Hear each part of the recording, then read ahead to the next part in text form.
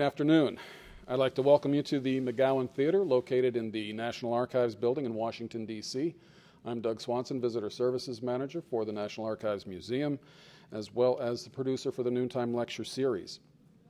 Today's Noontime Author Talk is being presented in conjunction with our exhibit, Making Their Marks, Stories Through Signatures.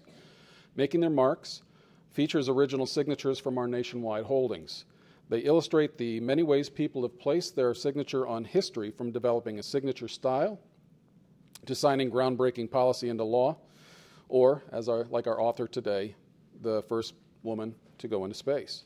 The stories in these records, many of which have never been seen by the general public, of famous and infamous individuals, are all part of our nation's history, and each one made their mark on the American narrative. The exhibit will be open until January 5th of 2015 and is located in the Lawrence F. O'Brien Gallery on the main exhibit level. I hope you'll join us on Thursday, June 26th for two special programs. At noon, historian Mark Leipson will be on hand to discuss his latest book, What So Proudly We Hailed, Francis Scott Key a Life. At 7 p.m., the Smithsonian Jazz Masterworks Orchestra will perform live in this theater. This is a free performance and is yet another of the outstanding jazz programs that we have been providing to help celebrate the 60th anniversary of the Newport Jazz Festival. To find out more about our public programs and our exhibits, you can take our monthly event calendars, which you'll find in the racks in the theater lobby, or you can visit our website at www.archives.gov/calendar.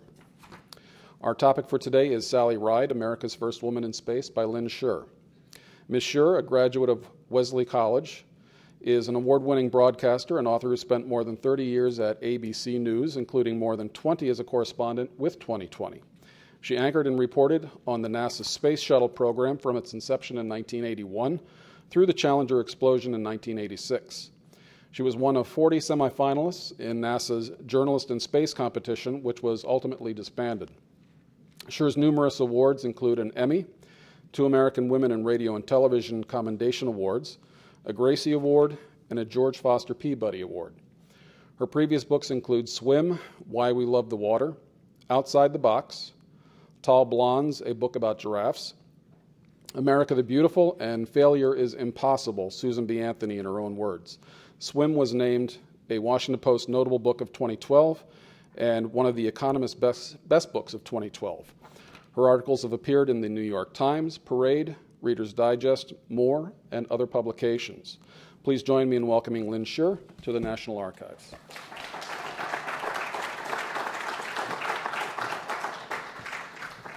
Thank you, Doug. Thank you all for being here, friends and new friends alike. I am really thrilled to be here to talk about a woman who really was a genuine American hero, and who I think her life is the kind of inspiration so many of us are looking for ourselves, for our children, for our grandchildren. And I want to start just to remind you of who she was and what she did with a little video that we've put together. It lasts about 5 minutes. So let's take a look at the video.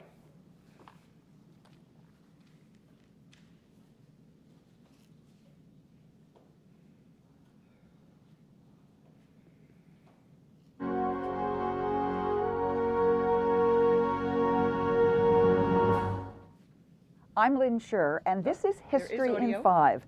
And I'm going to tell you 5 incredible things about Sally Ride. Thank you. This would be a real challenge for you, sir, without any audio at all.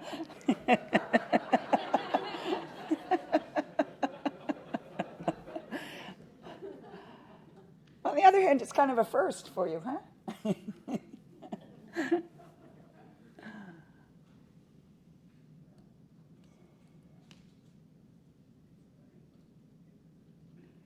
Just while they're setting it up, this is my publisher is Simon & Schuster. And for those of you who are interested, if you go on to, I think it's on YouTube, and put in History in 5, they've done a whole series of these wonderful interviews with authors where they talk about their books and give you sort of 5 things about something you didn't know before. And they're fun to watch.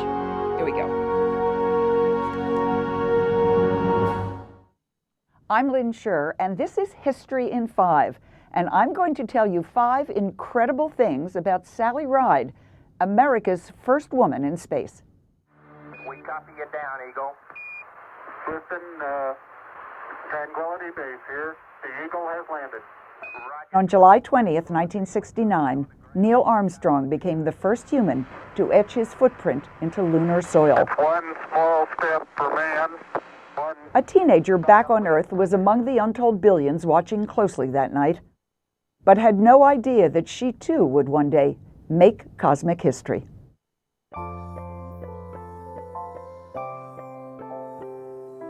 Sally was a baby boomer born in 1951, a valley girl from Encino, a Los Angeles suburb, who was a ranked junior tennis player. After her sophomore year in college, she realized she didn't have what it took, and she always joked that what kept her from turning pro was, quote, my forehand. Sally was fascinated by science, specifically astrophysics, the physics of astronomy. She was blessed with parents and teachers in high school and college who encouraged her scientific passion, and she confided in her best friend that she wanted to be famous by winning the Nobel Prize. Sally never considered a career at NASA because she didn't think women would ever be eligible to fly. It was only in 1977, when NASA spread a wide net to recruit women and minorities, that Sally got interested. I want to get up as soon as I can. So that means that I'd like to be the first woman up, but I don't have any great desire to be the first woman.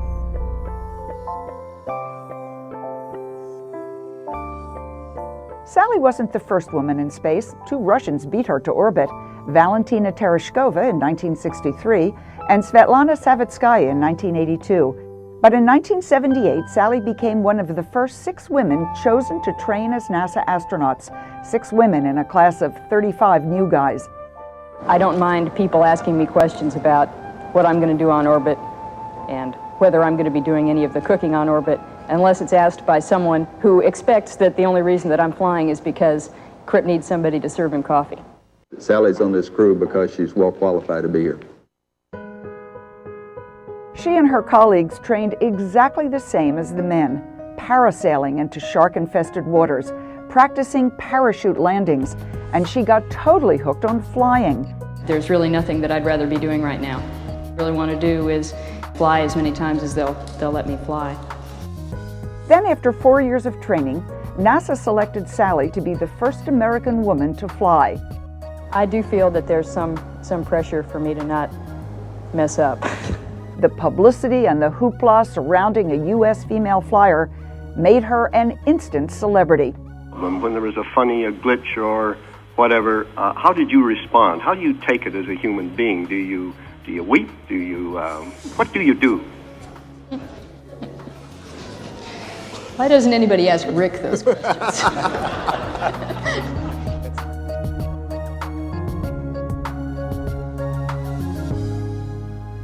T-minus 10, 9, 8, 7, 6, 5, 4. We've gone for main engine start. We have. She was 32 on June 18, 1983, when she lifted off in Challenger on STS-7. Liftoff of STS-7 and America's first woman astronaut. Sally felt the immense power of the rockets pushing her off the Earth. And 500,000 people lined the causeways near the Kennedy Space Center in Florida, cheering, "Ride, Sally, ride." It sure is fun.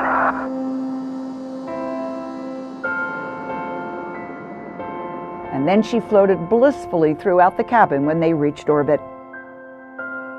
During the 7-day flight, Sally took in the view from the shuttle's windows. Being able to put on a pressure suit and then open the hatch and step outside and have a view of essentially the universe out in front of you. But she was especially riveted by the thin royal blue line of Earth's atmosphere. That's all there was, she'd later say. It's so clear from that perspective how fragile our existence is. Sally Ride was my friend for 30 years, but while I thought I knew her well, I really only learned about her by writing this biography. Sally was a fiercely private individual who avoided public appearances when she could and always preferred the company of 1 or 2 people to a crowd. Sally was a superb compartmentalizer who liked to control the narrative of her own life. And in an era when homosexuality was still not widely accepted, Sally kept her sexual orientation private. While at NASA, she was married to fellow astronaut Steve Hawley, a bond that lasted for 5 years. She then entered a relationship with another woman, Tam O'Shaughnessy, for more than a quarter century. Sally never talked about her life with Tam, never came out publicly, but wholly supported Tam's decision to reveal their partnership after her death from pancreatic cancer in 2012. So who was Sally Ride? She was a space traveler who saw herself as an educator. She wanted middle school girls to feel the excitement that she had felt, and no challenge matched the thrill of watching the neurons fire in a young girl's brain when she learned about science. Sally was especially intrigued by the possibilities on the planet Mars, and often told children that they'd be the ones to set foot there. "It might be one of you," she said, "and that will be cool. That will be very cool." I was very honored that NASA chose me to be the first woman. It's time that people realize that women in this country can do any job that they want to do. And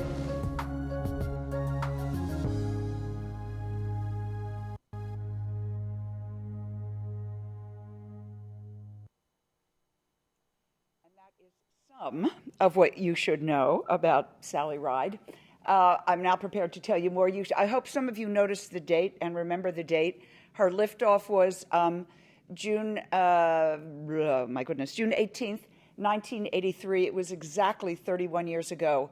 Yesterday was the 31st anniversary of the day that STS-7 landed, bringing Sally and her crew, as they were known, back to Earth. So this is a celebration. This is an actual anniversary day. So Sally's name is now attached to several schools, to an impact crater on the moon, to an outer space science venture, and soon it will be the name of a ship, a research vessel, that will be plying the waters so that scientists can discover under the ocean what Sally was looking for out there. Posthumously, Sally was recently awarded the Presidential Medal of Freedom by President Obama.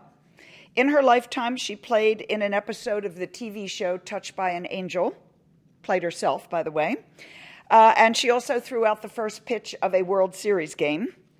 She was regularly begged to run for office, any office, including to be the NASA administrator, and always turned them all down, way too private ever to have a public life. And also it had to do with not wanting to run the agency in the place where it was headquartered. One of her colleagues once asked Sally, who grew up in the perfect climate of Southern California, what it would take to get her to accept the NASA administrator job. "Oh, easy," Sally said, "move it to California." She was also funny and mischievous, and she was my friend. And indeed, Sally Ride was her real name. Imagine that. It was not, and she was not the inspiration for the rock hit Mustang Sally with its wonderful chorus of Ride, Sally, Ride. This was a song that Sally said she ran away from all of her life. And although I must tell you, it was, of course, the song that was sung the most right before her launch at the Kennedy Space Center. And my very favorite sign down there that week was along the main road of Cocoa Beach, and there was a bank, and it had a huge marquee, and it said, "Ride, Sally, ride, and you guys can tag along too." More to Sally's liking was being acknowledged by Billy Joel in his song, "We Didn't Light the Fire." That was the song in which he listed, I think it was 56 different historic moments or events over the past 40 years to celebrate his 40th birthday. And Sally Ride came in between Wheel of Fortune and Heavy Metal Suicide. As the song shot to the top of Billboard's Hot 100, Sally actually heard it for the first time in her car on the car radio and nearly drove off the road.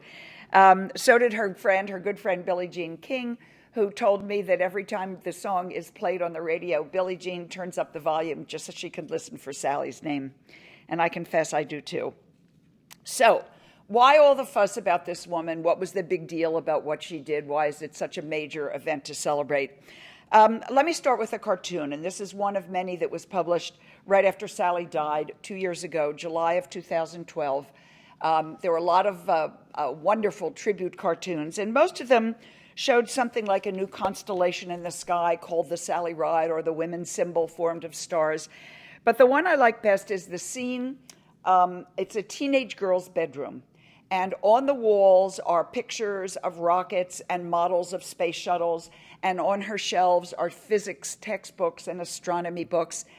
It's a surprisingly neat room for a teenage girl. And she is sitting at her computer. And on the monitor is the news of Sally's death. And it's a picture of Sally. And it says Sally Ride, 1951 to 2012. And the girl is looking at it with her sitting there in her jeans and her ponytail. And behind her is standing her mom. And her mom is in her mom jeans looking over the girl's shoulder. And the girl is talking, and she's talking to her mom. And the caption reads, "Wait," she says to her mother, "wait, are you saying there was a time when there weren't any women astronauts?"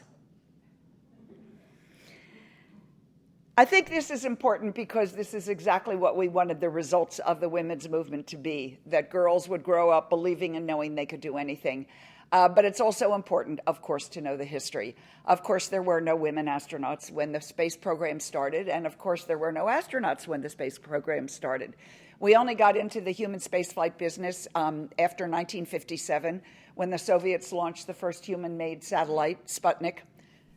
Just went up, just went around. It was about as big as a beach ball. It was silver. It made kind of a scary noise, a beep, beep, beep, beep, beep. But it terrified the West. Our mortal enemy, our Cold War enemy, the Russians, now had the launch capability to put this ball into space. Who knew what else they could do with it? We were really scared. The President of the United States was not terrified. Dwight D. Eisenhower, the Republican, said, they've only put one small ball into space. Let's not get all upset. But the Democratic Senate Majority Leader, Lyndon B. Johnson, took the opposite view. Control of the skies means control of the world, he said, instantly held hearings, and most of the country agreed with him. Within a year, we had the National Aeronautics and Space Administration, NASA, and we also had plans for the very first human spaceflight program. And then we had our first astronauts. And because we were doing this quickly and because it was all competitive, this was not about adventure, this was not about curiosity, this was not about science, this was about beating the Russians, no questions about it. But because we were in a rush, Ike said, let's only let people apply who have test pilot experience, who have military jet fighter pilot experience, and who already are vetted in terms of security and safety and understand about danger. And make no mistake, there was definitely going to be danger out there. We had no idea what was going to happen to humans in space. Before John Glenn flew, they actually believed that your legs would get all wobbly and that you wouldn't be able to control yourself. They thought your eyeballs would totally come out of the sockets and that astronauts would not be able to see. They just had no idea what weightlessness was going to do to human bodies. So they picked the first 7 astronauts, the superstars, and they were superstars.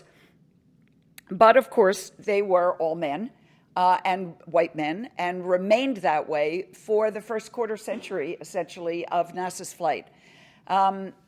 We did miraculous things. We went to the moon and we came back safely. We had one horrible accident, which was the Apollo 1 fire, in which we lost 3 astronauts on the ground.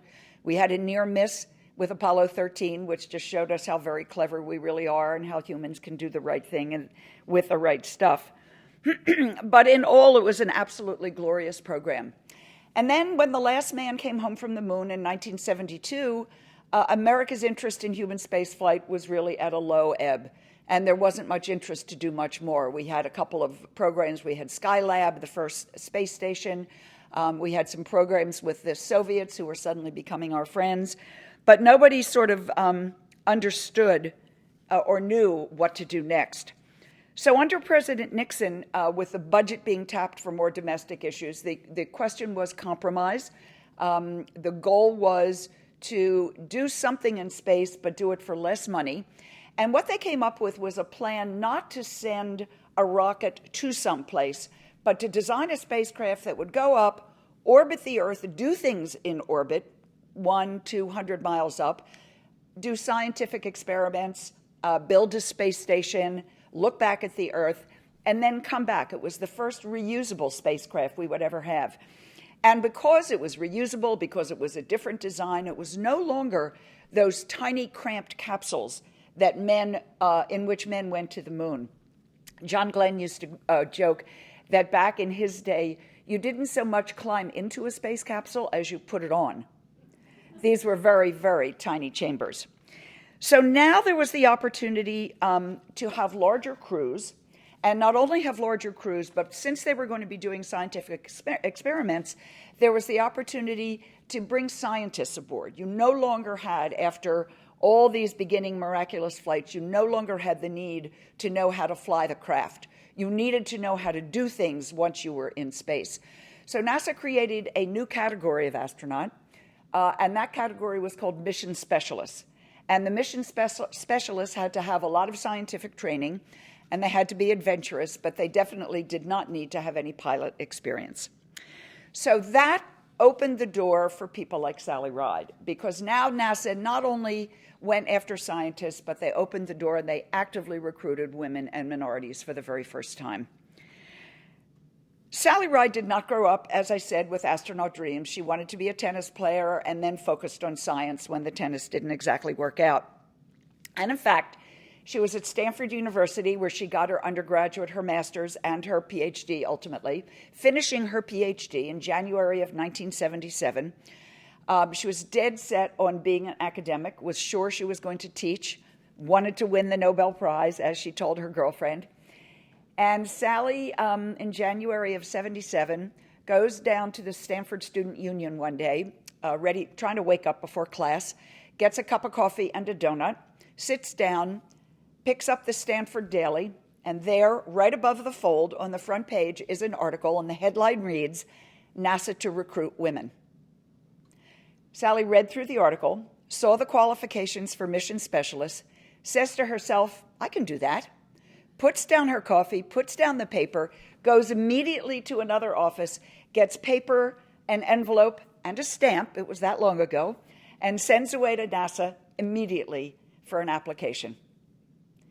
This is a woman who never thought more than 5 or 10 years, never thought more than today ahead, did not plan 5 or 10 years in the future, but she knew how to turn on a dime. She understood how to grab opportunity, and at that moment, she saw the future. So she sends in her application, along with, I might say, she sends in for the application, along with 25,000 other people. Some 8,000 or more actually filled them out, among which were 1,500 women. And within a year, Sally is chosen. She is one of this first class of shuttle astronauts, as I said, 35 new guys, along with 5 other women. She was one of 6 women. This young woman, who was an introvert and very shy by nature, suddenly describes herself jumping up and down and screaming and yelling like mad when she got the call telling her that she had been accepted. She picks up the phone, calls her best friend, the same one to whom she had confided she wanted to win the Nobel Prize. Hi there, she says. This is your friendly local astronaut calling. And that's the way Sally identified herself on the phone to that friend ever since. Sally's parents shared the glory in their very own idiosyncratic way. Her father, who taught political science at a community college in Los Angeles, Sally said, my dad never understood how to explain to his friends what I was doing when I said I was going to be an astrophysicist. But now that I'm an astronaut, his worries are over. He can just say I'm an astronaut. Sally's mother spun it in her own wonderful, witty way. With Sally now chosen as an astronaut and with her younger sister studying for the ministry, one of them said their mother, we'll get to heaven.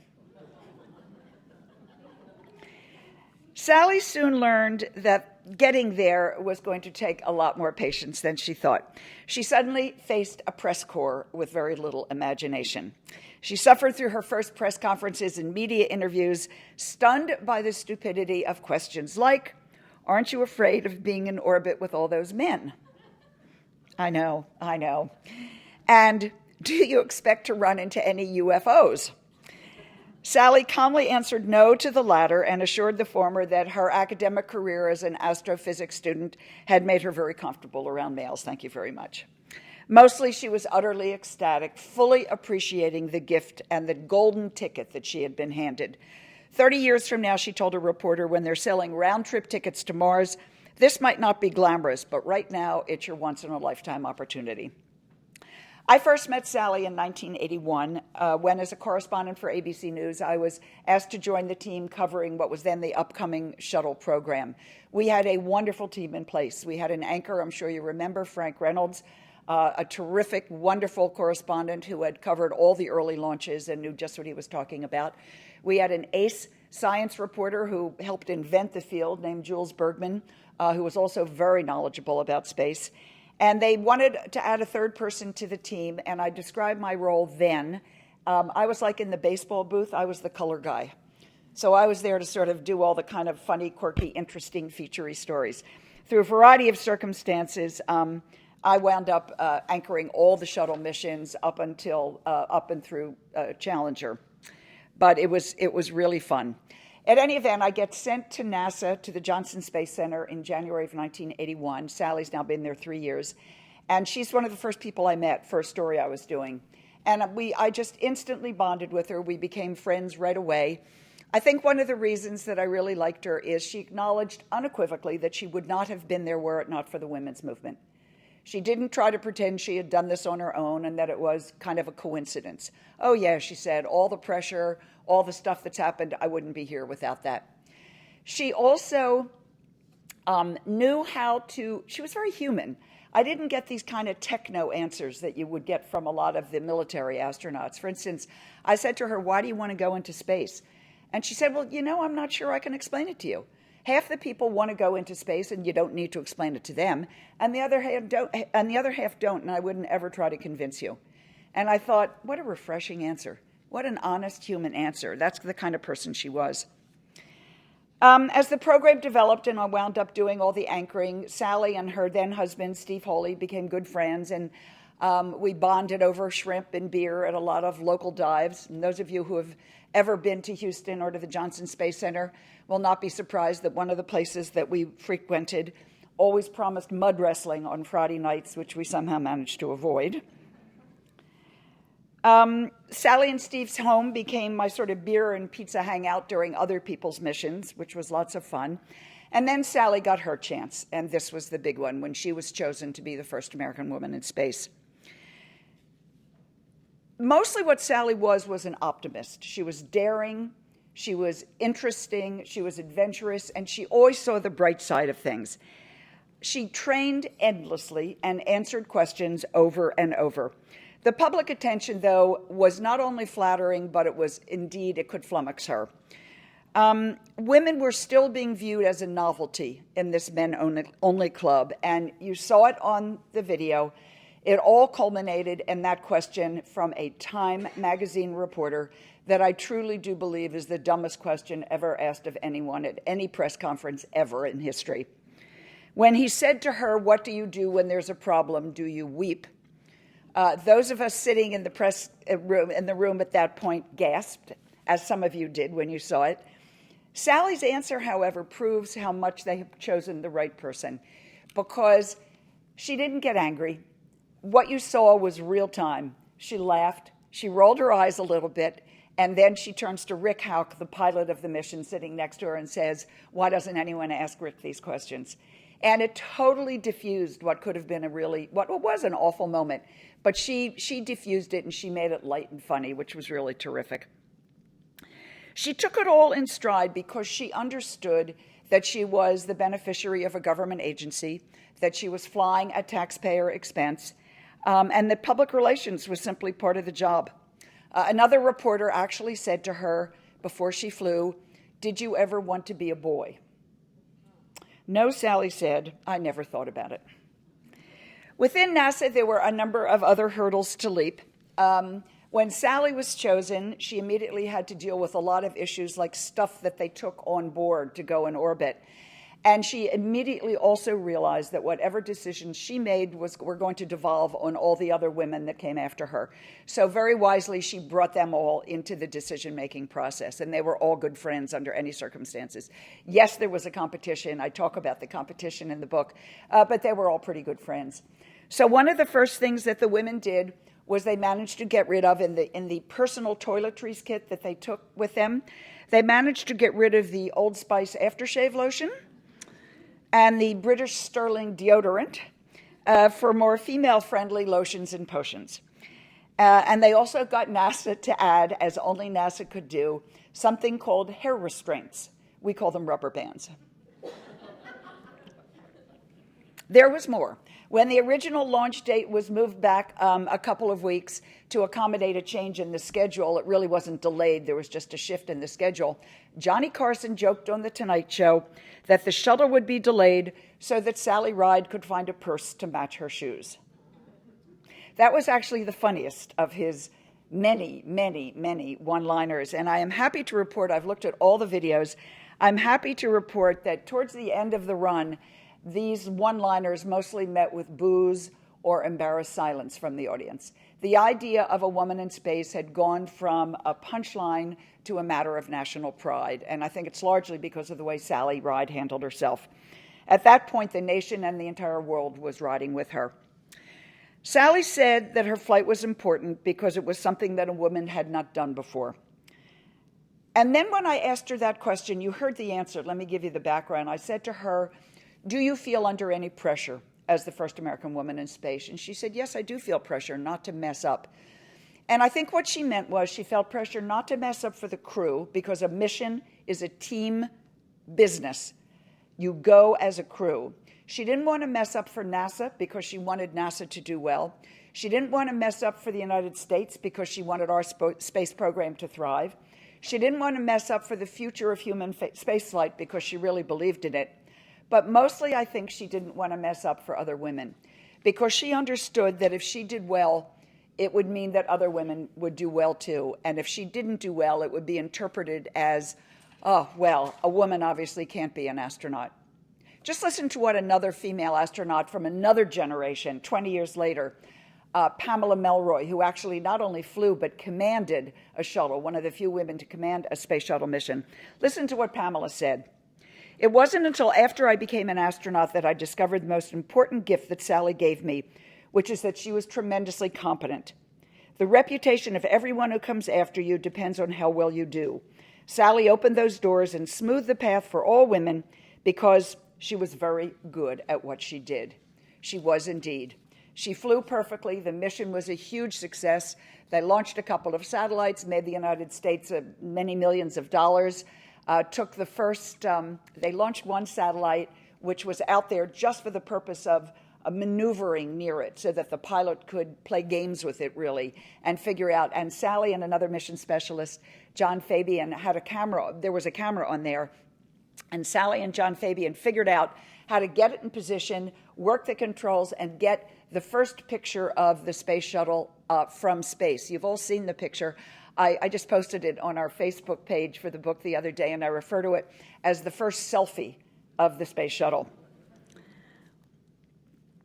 I think Sally's flight was important also because millions of women, particularly young women around the country and around the world, translated her bold journey into their own tickets to success. If she can do that, they said, we can do anything. It just opened so many doors for so many people. Her smiling face with that big head of curls on all the magazines around the country. 500,000 people at the Kennedy Space Center when she flew. She was the most famous person on the planet for at least 15 minutes and more. I took my mother to the launch. I was anchoring the launch. I actually concluded one of my pieces that week by saying, technologically, NASA is pushing towards the 21st century, but in human terms, they finally entered the 20th. I brought my mother, then approaching 80, to the launch. She thought it was just wonderful. Well, she said, this is perfect. I saw the horse and buggy. I saw the airplane, and now this. When they landed a week later at Edwards Air Force Base in California, President Reagan telephoned his congratulations.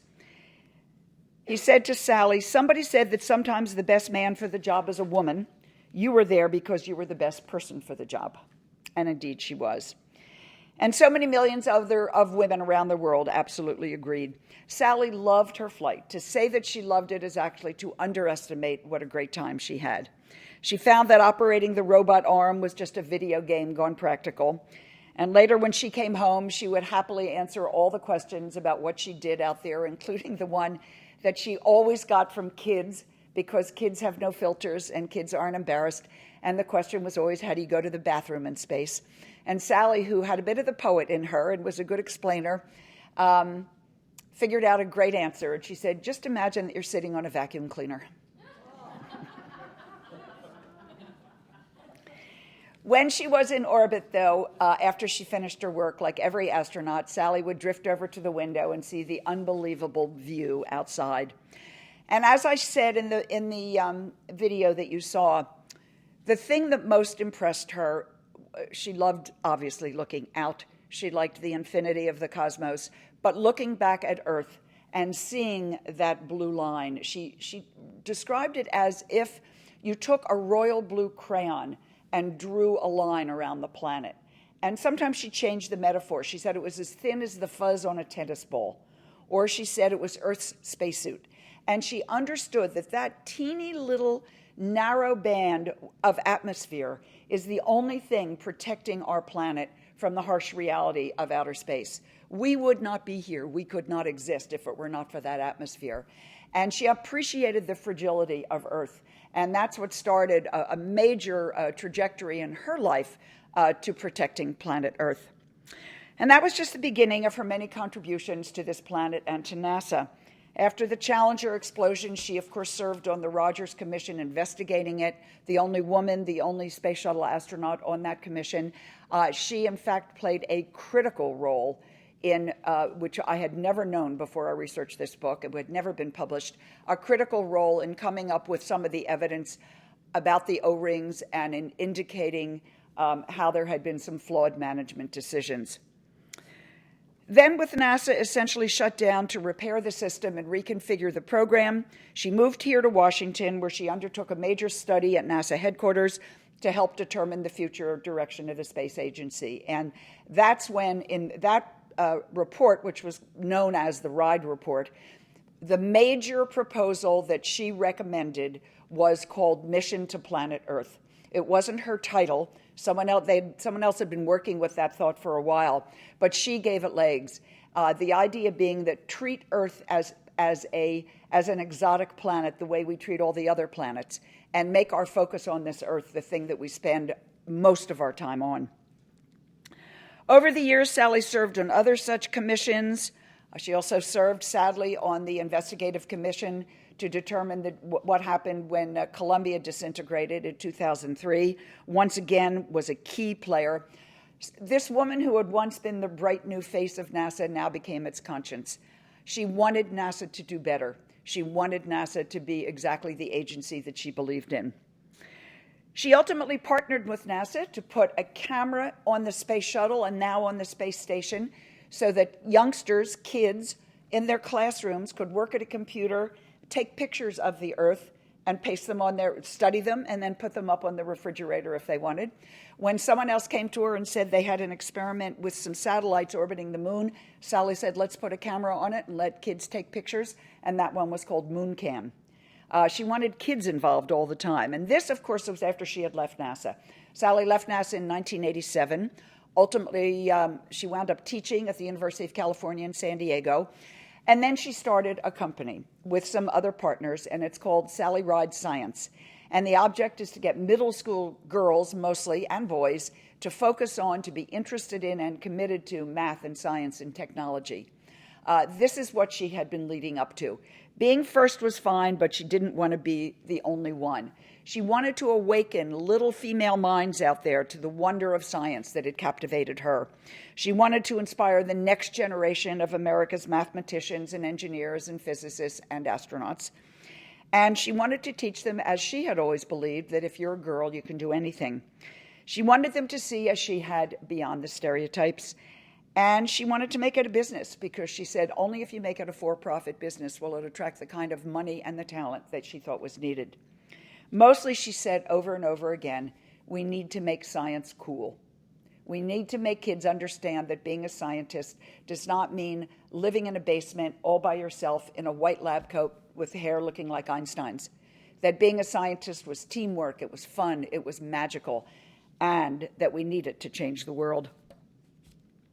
This is the Sally Ride I knew, smart, witty, wonderful friend. When she came and stayed with me in New York, she would go off and slay dragons during the day, and then I would come home and find her flopped on the living room floor with her shoes off and her legs on the coffee table watching television. She was a superb compartmentalizer, able to focus like a laser. Her roommate in college said she could study through a whistling tea kettle. But then she could go home and, in her words, flip the switch marked oblivious. She just knew perfectly well how to leave the tension of everything she'd been doing and go home and do something totally different.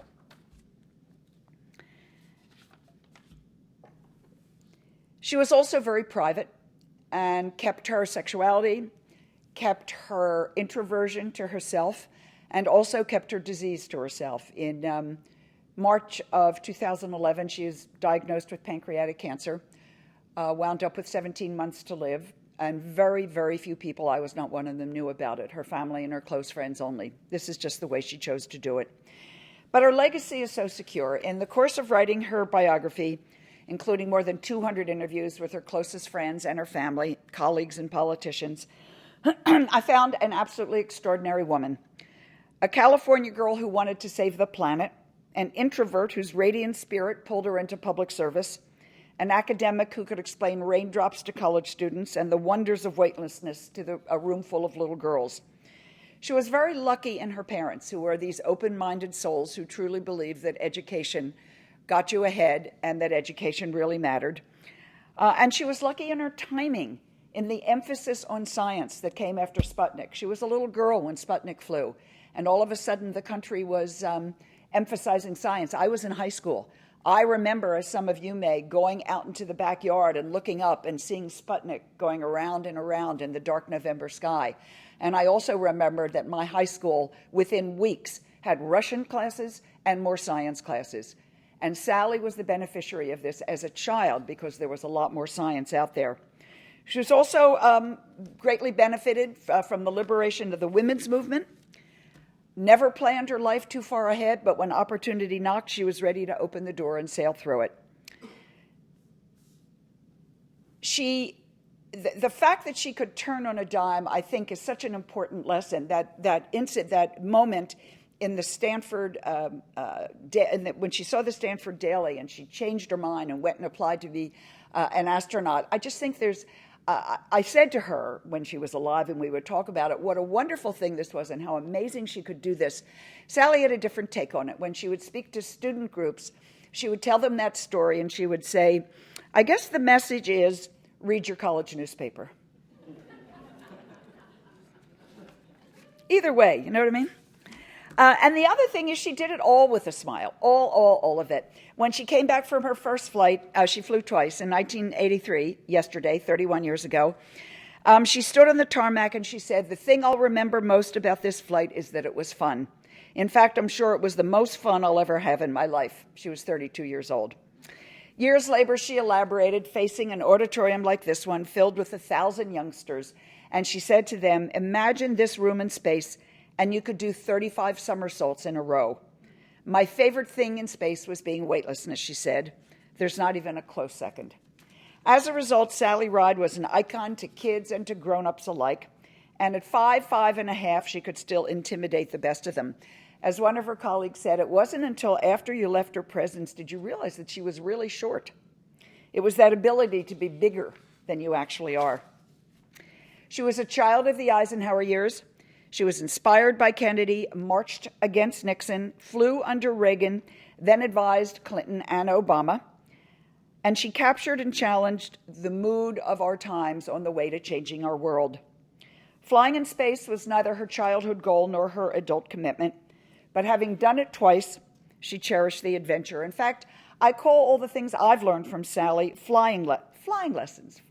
They really are.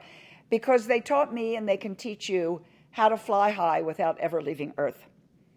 I think her life reminds us that whatever our own personal limits, there is something out there that's grander and even more special than we can measure, more marvelous than we can imagine, and something that's just waiting to be explored.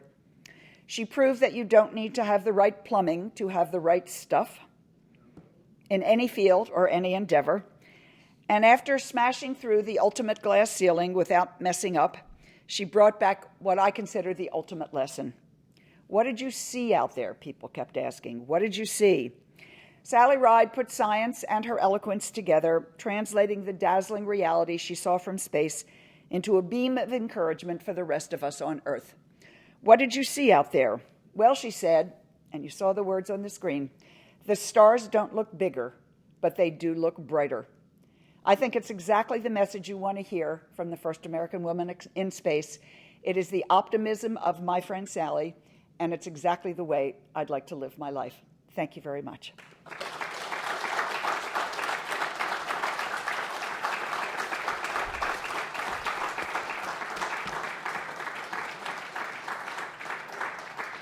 Thank you. I'm happy to answer questions. This, of course, is only some of what's in the book. Sally's life is on and on and on, and every time you peel back the onion, you get something even better. But are there any questions about Sally? Yes. I think we have microphones, excuse me, and I'm asked to direct you to the... it's over here. I apologize. Yeah, come on over here, and let's start with you, ma'am, and then we'll come to this young lady. Yes, thank you. You're an inspiration, too, but Sally was really great. About the commission that she was on and the O-rings. The Rogers Commission with the Challenger explosion. I thought she had a tough time there. I watched it and kept track of what was going on, but it seemed to me she had a really tough time to be heard, that there was really a management problem or a manufacturing problem, whatever. Mm-hmm. Could you talk some more about that? Because well, she... a tough time to be heard. I think there was some concern about all of that. But no, the truth is, the inside story is that what happened is on day one, essentially, of the commission, Sally was handed a document which indicated that management knew perfectly well that the rubber in the O-rings, those giant rubber gaskets that sealed the segments of the solid rocket boosters that really provide the lift for getting into space, she was handed a document that indicated that testing showed that material would not fare well under the super cold temperatures under which Challenger actually launched. Sally was smart enough to know also that if she was attached to this document, the person who handed it to her would be found out. I still haven't figured out who gave it to her. And that person would lose their job.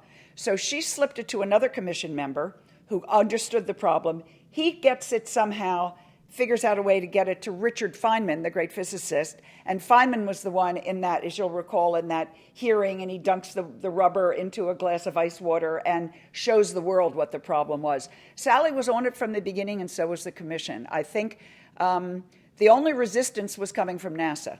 The resistance was not coming from the commission. And once they figured out who the culprits were, they nailed them. They absolutely nailed them. And she was largely responsible for it. Yes? I'm Veronica. I'm 10, and I'm from Michigan. And my question is, why did you pick Sally Ride for a book? First thing I want to tell you, Veronica, is Sally always said, when she talked about going to Mars, it's your generation that's going to go to Mars.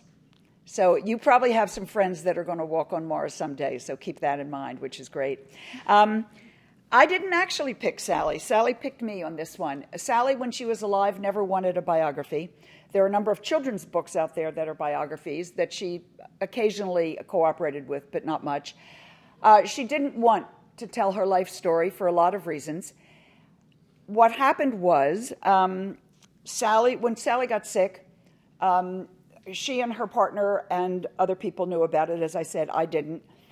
And right before Sally died, she and Tam O'Shaughnessy, her partner, decided that after Sally died, the obituary would acknowledge that Sally had been in a relationship with another woman for 27 years. And this would be the first public acknowledgement of that. And Sally was fine with that. This was Tam's idea. Tam wrote the obituary that was going to be posted on the Sally Ride Science website. And Sally never saw it. Sally died a couple days later. And when Sally died, and everybody picked up that line, she is survived by her partner of 27 years, Tam O'Shaughnessy, all of a sudden there were these headlines all over the place. Sally Ride was gay, Sally Ride was living with another woman. And Suddenly, within 24 hours, there were helicopters over Tam's house, the house she and Sally shared. There were headlines, there were hints of scandal, which was absolutely ridiculous. And Tam said, I think we need to get this all out and let's have a book about it. And within a day and a half, Tam wanted a book done, and it landed in my lap because I knew her so well. So I didn't pick it. This is the only book I've ever done that wasn't my idea from the beginning. But she wanted the book. All power to her for understanding that it would be good to get a proper adult biography out there. So this one came to me. Yes? In the category of what ifs, if Sally Ride had stayed as a scientist and wanted to win her Nobel Prize, what line of research do you think she would have been in to have won the prize? It has to be astrophysics. And by the way, Larry Altman, great science reporter, medical reporter for the New York Times, whose name you certainly know, covered all these things. Larry, I think it would have been, she was her degree was physics, astrophysics. She loved astrophysics. The question is, would she have won that Nobel Prize? I have no doubt she could have done anything she wanted.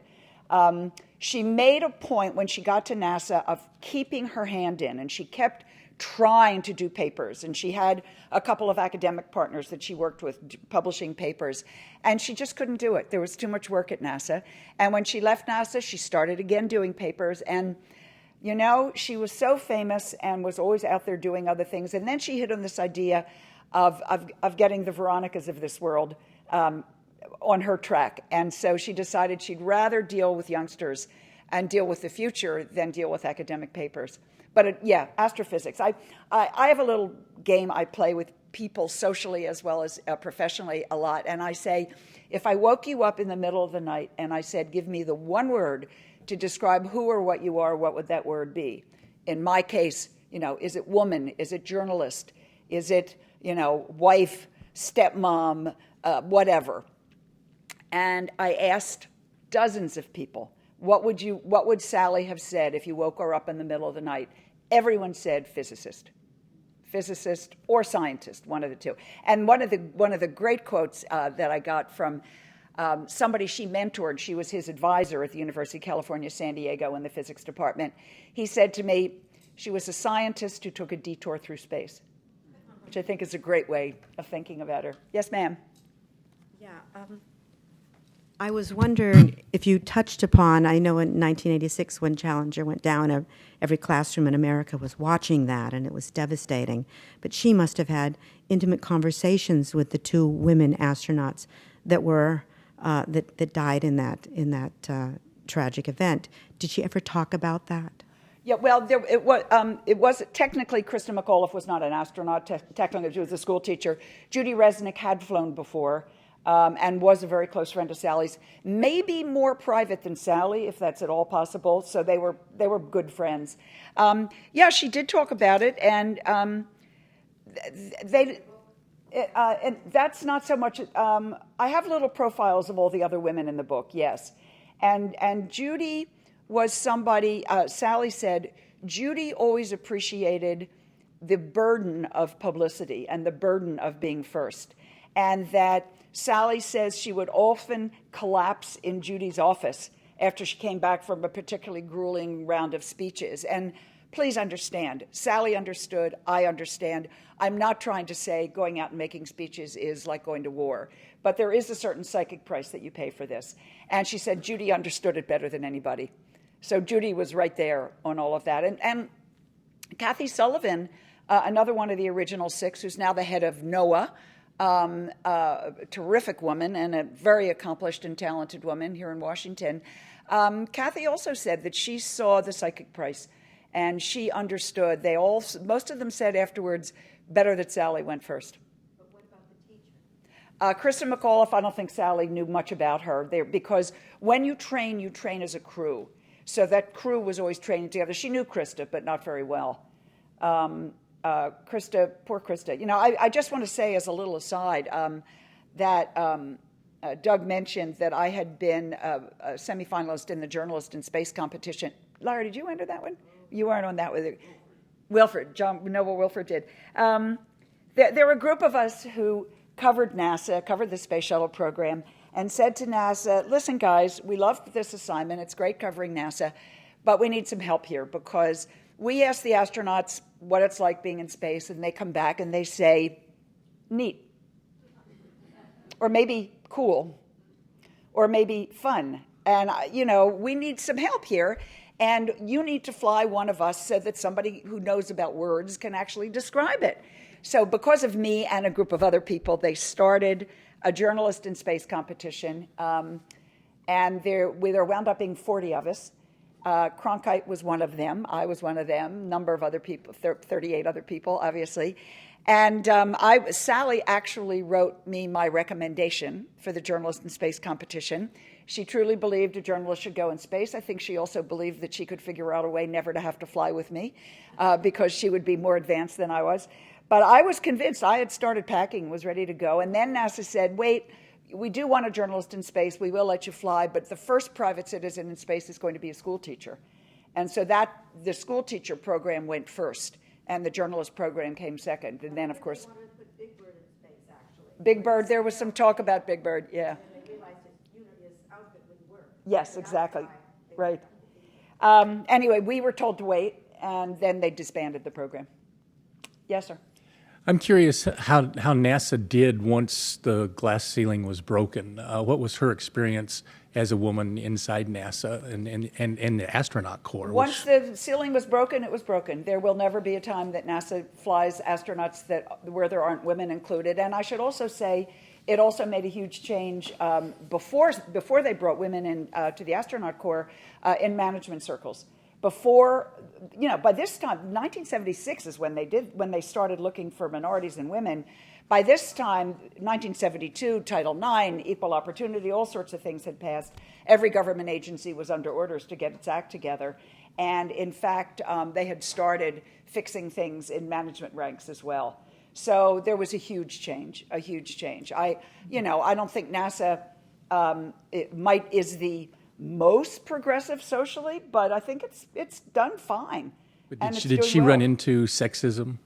No, Sally said, other than those dumb little things like the cosmetic stuff and that, she said mostly there was a lot of ignorance. She would go into a classroom or a room this size, and the person in front would, good evening, gentlemen, and Sally. And there'd be a lot of embarrassment with that. But don't forget, her class, it was generational. And most of her class got it immediately. And then subsequent classes all had women, so it was fine. The difference was some of the older guys, and it was also some of the military men, when it was still men, because most of these guys told me, not only had they never worked at a civilian job where they wore regular clothes, they had never worked with women as equals before. So they had some adjusting, but they all adjusted just fine. And there will never be another time without women. And of course, the Johnson Space Center is now headed by a woman, Ellen Ochoa, who flew a number of times, also was the first Hispanic American in space, the first Hispanic American woman in space, is now director of the Johnson Space Center. There is progress. There is also, I'm here to tell you, an LGBT group at the Johnson Space Center where I am going to speak on Friday. So there's been a lot of changes at NASA, which is very commendable. Yes, ma'am. Hi. I was struck by your comment about when the children ask her about going to the bathroom in space. And then you just mentioned that a lot of people, when they came back, they wouldn't really describe what it was like. But you may be familiar with another science writer, Mary Roach, sure. who wrote "Packing for Mars," and lots of details more than I ever wanted to know about all the aspects of the weightlessness, going to the bathroom, just doing everyday things, and what it's like up there. I don't know if you had any of that. Well, if you're saying what are some of the other things, yeah. I was very lucky. Sally kept very few written records about personal things. She did not confide in people. And so I had to triangulate all sorts of things in the course of doing this. Where I got really lucky was she actually did keep some kind of a journal diary right after her flight. And in true Sally style, bullet points, these are not long sentences, and then I felt this, and then I thought this. It's bullet points, and then I have to, but luckily, since I lived through so much of it with her, I can translate. The real find, the real gold mine I hit was she, and I still don't know why, she recorded 3 or 4 audio cassettes after she flew, talking about her experience and talking about, it was like a brain dump. It was a total download. And I listened to these tapes, which no one had ever heard before. We found them. And I think she was sitting in her backyard in Clear Lake City, which is the suburb of Houston where all the astronauts lived. And I think, because I could hear the planes going overhead, and occasionally while she's talking into her tape recorder, she fell asleep. She would say, oh, I guess I dozed off there. And then she would keep talking. And in that, she reveals how she really felt about weightlessness right away. It took a little adjusting. It took some adjusting, and I have all that in the book as well. So there's that. It's her feelings about her first encounter with Neil Armstrong. It's her feelings about being on the commission and what she thought about the other commissioners. So I hit some pay dirt there. Unfortunately, she stopped doing that, but that was the period of time that we needed it in. So her partner had them and didn't know what they were, and I said, what are these? She said, oh, they're some audio cassettes. And Sally had taken, when they flew, the astronauts were allowed to take Sony Walkman with them. Remember, it was long before digital music. And there was, however, a 3-cassette rule. So they had to transfer all their music onto 3 hours of tapes, basically. So she took the Beach Boys and the Eagles and all this terrific music. So I had those tapes, and mixed in were these other tapes. And I said, what are these? And she said, I'm not sure. And I listened to them, and they're a total gold mine. So I had all that information, too, which is really exciting, the kind of thing a biographer lives for. Thank you all very much for coming. I hope you have learned more and wonderful things about Sally, and that you will all continue to fly high. Thank you.